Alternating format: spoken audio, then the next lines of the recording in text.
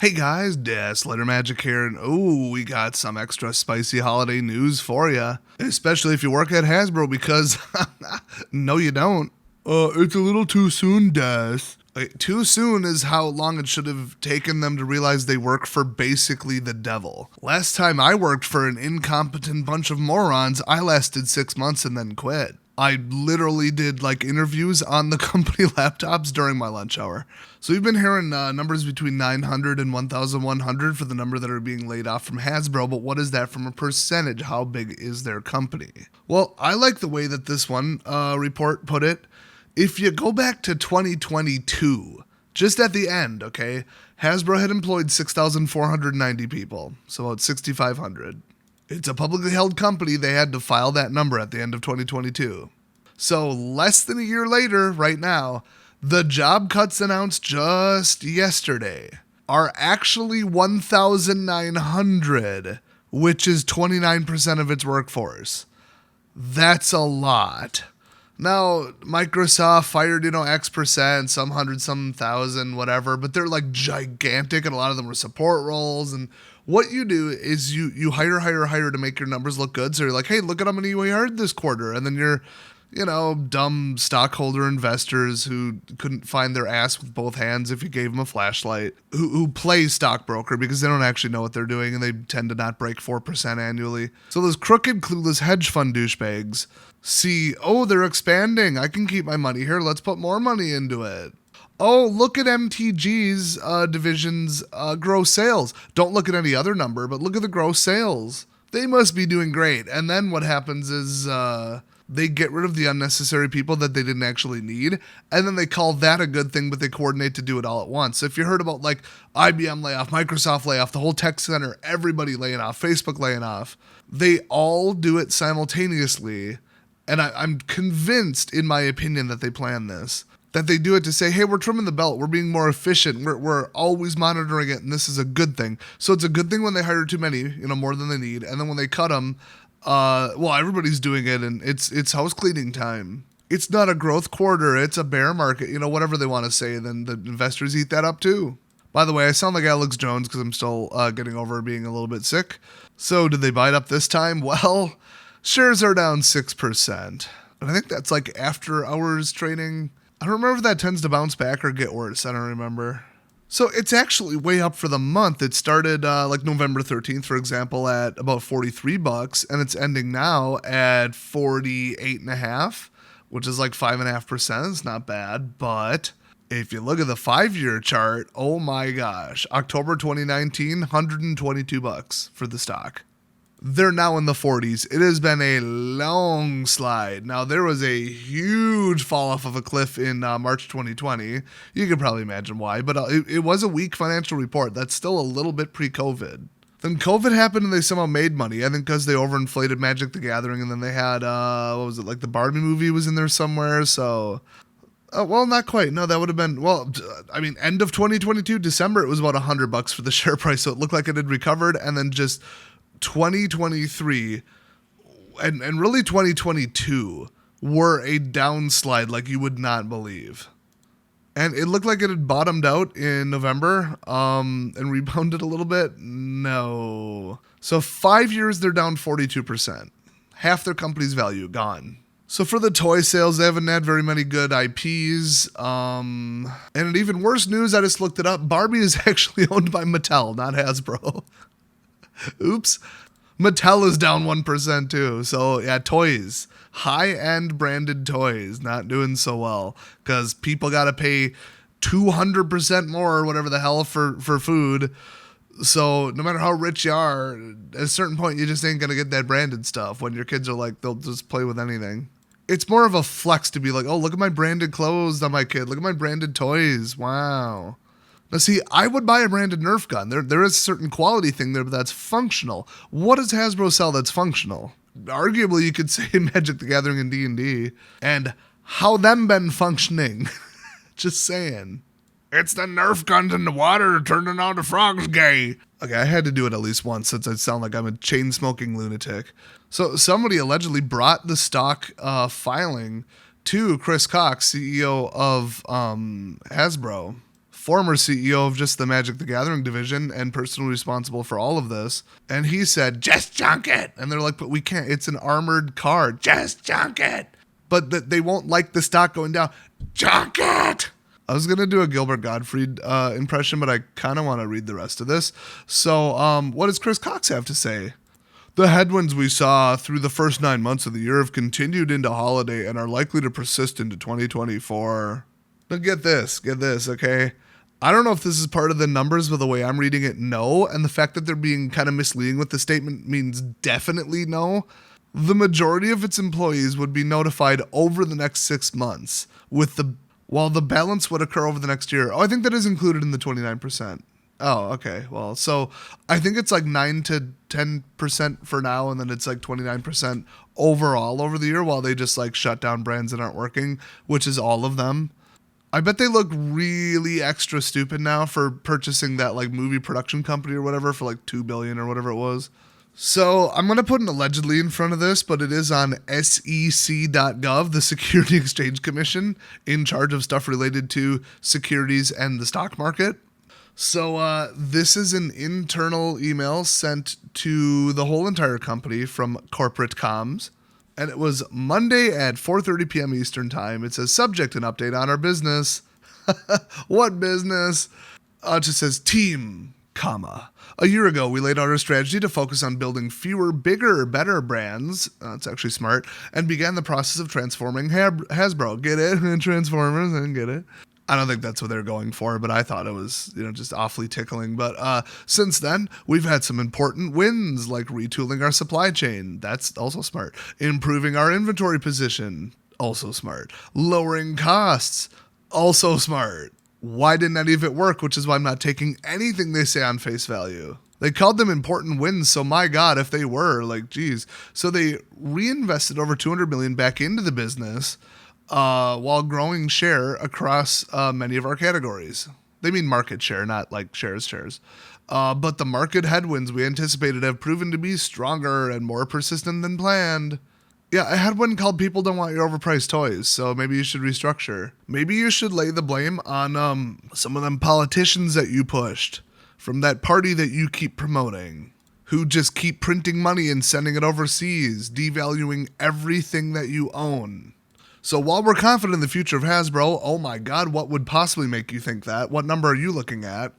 The current environment demands that we do more, even if these choices are some of the hardest we have to make. Yeah, well, you don't know these people, you don't care about these people, okay? The way that these ivory tower elitist Seattle pseudo-diverse, pseudo-pro everything but really just racist rich people, fake woke idiots operate is they look down on you for being poor. They look down on you for being certain skin colors, certain genders. They think you're less, you can't do the job, and they are just gifting you with a job. Oh, how nice of them. Until they don't need you, then they're just hit the delete button. So today we're announcing additional reductions, or head count.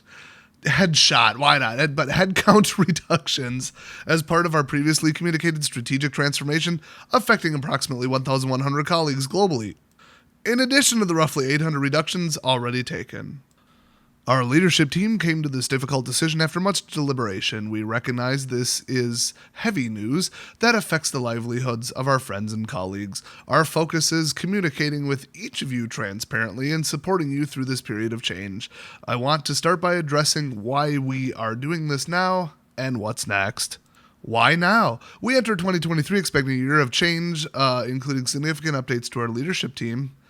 Yeah, Chris Cox. Who else was there? Structure and scope of operations. I guess all those went really well. They kind of tried to get out ahead of it post-COVID now that you can get, supply lines working, but they kind of forgot that they're managed by a bunch of nepotistic morons. If you thought Nintendo was bad, look up how many people know/are related to each other on the Hasbro board. Just saying. And the bonuses at this company, regardless of how well they're doing, from what I've seen, are truly ridiculous. No matter how well the company is or isn't doing, they cover their own butts because they're all old as hell and know they're retiring pretty soon, and honestly at a certain point just don't even really care about the company. That's just the vibe I've gotten from some statements and actions in the past, over the last lot of years of covering this. So anyway, they say we anticipated the first 3 quarters to be challenging, particularly in toys where the market is coming off historic pandemic-driven highs.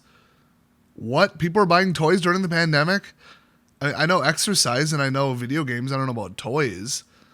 That's news to me. Anyway, while we have made some important progress across our organization, the headwinds we saw through the first 9 months of the year have continued into holiday and are likely to persist in 2024. I love how they capitalized holiday but didn't make it plural, both of which are incorrect. To position Hasbro for growth, we must first make sure our foundation is solid and profitable. To do that, we need Magic the Gathering to keep giving us money. I'm sorry, I misread that. To do that, we need to modernize our organization and get even leaner. I bet they're going to go for like really manipulative crap, like more, pseudo gambling, grab bag, blind bag toys and all that, jump on that trend 8 years late. Ooh, maybe make a fidget spinner. The last Transformers movie was so bad, I don't even know when it was, so that was a complete flop. The only way to compete right now against like manipulative mobile companies taking everybody's money, manipulative streaming companies taking everybody's time and money is to sink down to their level. Just having like high-end premium toys and stuff, it's just not going to do it. And all their IPs are worthless. Plus, people know they have been very loudly and publicly a woke company, and the backlash after Budweiser and after the last couple years of Biden are massive. So if they're going to, quote, modernize, I don't know if that's really the direction. I would maybe conservatize. So they did say it's going to persist into 2024. I mean, we already know that from a little bit of side reporting. And then to position Hasbro for growth, we must make sure our foundation is solid and profitable. To do that, we need to modernize our organization to get even leaner. Just to repeat all of that as they wrote it, because that's really important. While we see workforce reductions as a last resort, given the state of our business, it's a lever we must pull to keep Hasbro healthy. You sell less, you make less, you need less people, so you fire them. It is the easiest decision, unless their production is good but their margins are bad, like costs are through the roof or something like that. They're saying it's soft demand and it's bad sales, like if you read between the lines. So if you've got less product to make and sell, you fire people making it. It's really, really simple. Customer support lines, if most of the people aren't on the phone, you fire them until most of them are on the phone, because less customers, less people calling in. It's just that simple. If this was truly, a painful, quote, lever to pull, then gutting the amount of like work output and product they can make to like start shorting stuff and not making their sales goals would be a nightmare scenario. So they're just blatantly lying in that sentence from what I know about business. So then the next section is what happens next. While we're making changes across the entire organization, some functional areas will be affected more than others.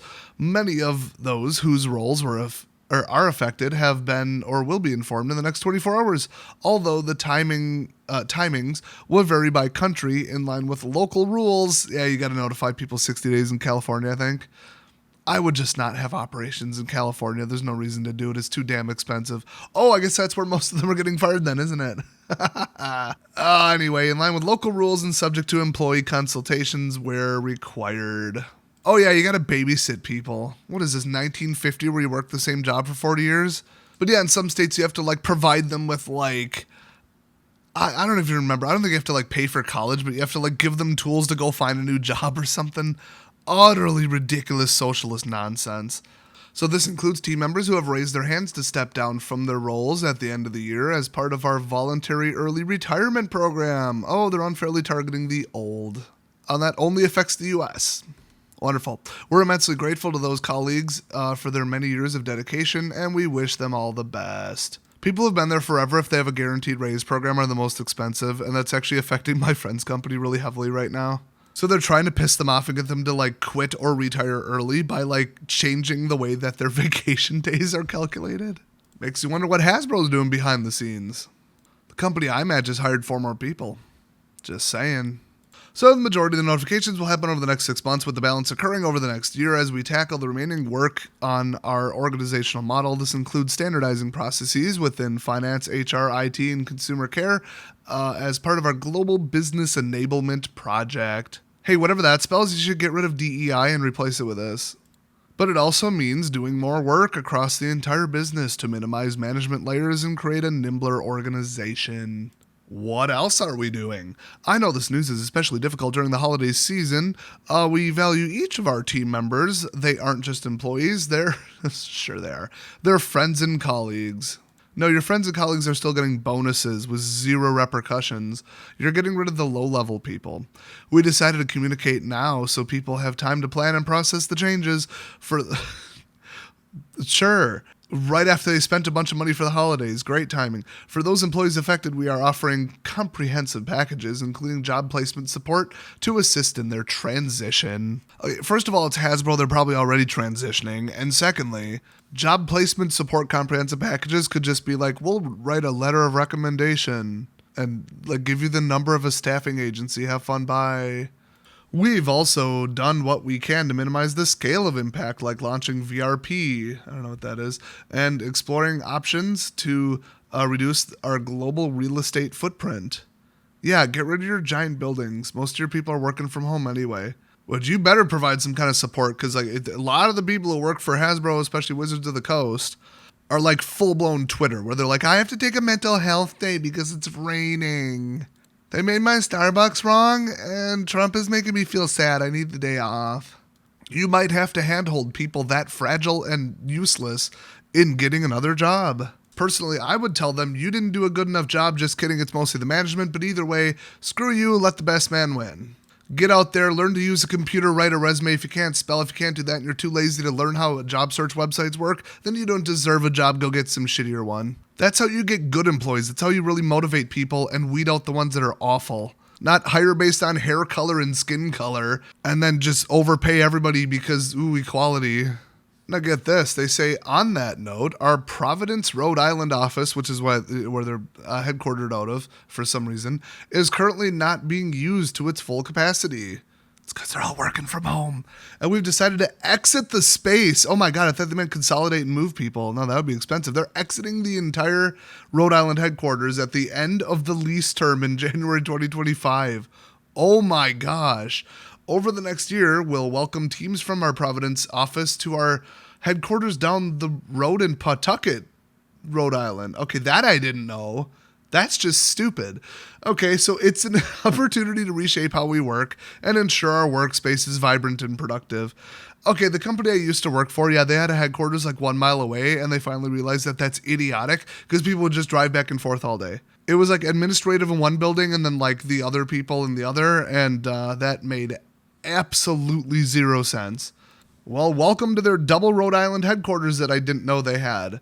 So it's an opportunity to reshape how we work and enjoy our workspace, or ensure our workspace is vibrant and productive while reflecting our more flexible in-person cadence since the pandemic. Told ya, work from home, told ya. We just found out at work today that we accidentally let so many people work from home that we didn't have enough offices, so they all showed up at once. So we had to put some in the conference room. We're like, yeah, sorry. Well, you were here and you were there and you were traveling and you were on maternity and this, that. So, yeah, we gave your desk to them and then we did this and then, yeah. But you do still have to be here on certain days of the week. So, looking ahead, as Gina, whoever that is, often says, cost cutting is not a strategy. We know this, and that's why we'll continue to grow and invest in several areas in 2024. What the hell does that sentence mean? That is, I could rip that apart for days, but that makes no sense from a business, strategic, or math standpoint at all. As we uncover more cost savings, cost cutting is bad, cost savings is good, and you're looking for inefficiencies. Next time you're at a board meeting, just look around. And there it is. There they all are. There's all the giant wastes of money that are dragging down your company. Anyway, we'll invest in new systems, insights, and analytics. That sounds expensive. Product development and digital, told ya. All while strengthening our leading franchises and ensuring our brands have the essential marketing they need to thrive well into the future. So let me translate that. They're going to have WotC act like a piggy bank even harder. Remember, this is from Chris Cox. He wrote this. Former CEO of Wizards of the Coast. So we'll also tap into unlocked potential across our business, like our new supply chain efficiency, our direct-to-consumer capabilities. Yeah, cut out the middleman. For toys, that actually makes sense. And key partnerships to maximize licensing opportunities, scale entertainment, and free up our own content dollars to drive new brand development. That is a lot of PR speak, corporate nonsense. I know there is no sugarcoating how hard this is, particularly for the employees directly affected. We're grateful to them for their contributions and for voting Democrat. Oh, I misread that. And we wish them all the best. In the coming weeks, let's support each other and lean in to drive through these necessary changes so we can return our business to growth and carry out Hasbro's mission. I'm going to Google it. I have to know. Hasbro's mission statement is to create the world's best play experiences. Another one I found is they want to entertain and connect generations of fans through the wonder of storytelling and exhilaration of play. I thought it would just say F Whitey. That might get you some little DEI smiley faces, but it sure as shit don't get you any dollars on the stock market. So, yeah, 29%, that is a lot. That is like a ridiculous lot. Like if you get her a 5%, you can write that off as a market trend or like whatever. This is absurd though. Well, people always say, oh, they'll have to sell off WotC. Nothing else they do makes as much money as Wizards of the Coast, according to most of the statements I've seen, which are as misleading as possible, but that would be the last thing they'd ever get rid of. They would just dissolve and spin it off, like total. Like as Hasbro goes away, they would have to sell that brand to someone. They wouldn't do it to stay alive and keep operating as Hasbro because that's their number one biggest IP. They would sell off like Transformers and G.I. Joe and all that other dumb shit they bought. So is this good news? Am I happy about it? No. Is it maybe a wake-up call that'll restructure them? Maybe. Probably not. Based on their history, no. They aren't learning anything. And this was all just smoke and mirrors to make the people and the stockholders look good and to try to spin this like, we're going to improve it, we're changing. They're not. They never will. I have a feeling with the success of that stupid new app, Monopoly Go, which they've got to be getting enormous licensing cut from, if not just directly owning. On the bottom of the website for it, it says licensed by Hasbro, so it's not directly owned. Oh boy. That cut ain't quite as high as they think it is, but yeah, manipulative mobile trash. They probably are going to focus on that. Although the app has a 4.8 out of 5. I actually thought about trying it out, and I'm like, I don't need another damn mobile game. I play Pokemon Go. That's it. But that little app is making them millions and millions, and that's why they're focusing on digital and modernization and blah, blah, blah. Yeah, manipulative crap and following everybody else to the race to the bottom until people get sick of it and just say no to it all at once, which people on the mobile platforms, at least in America, are like wise past that. They've all gotten sucked into one or two games at this point, and if they have anything that resembles common sense, they're ditching all of it. So I think whatever their plans for the future are, they're crap, and turning Magic the Gathering around at this point is impossible. So they're just going to squeeze them harder and hit them up for even more short-term numbers to make the stockholders happy. Because if the stock price tanks, they're going to have zero operating capital. So that would be a real kick in the nuts while they're down. And that is probably what's going to happen in the first 2 quarters of 2024. So, hey, thanks for watching, everybody. I bet everybody at Hasbro is going to vote conservative if they don't want 4 more years of this wonderful economic management, and I'll see you guys next time.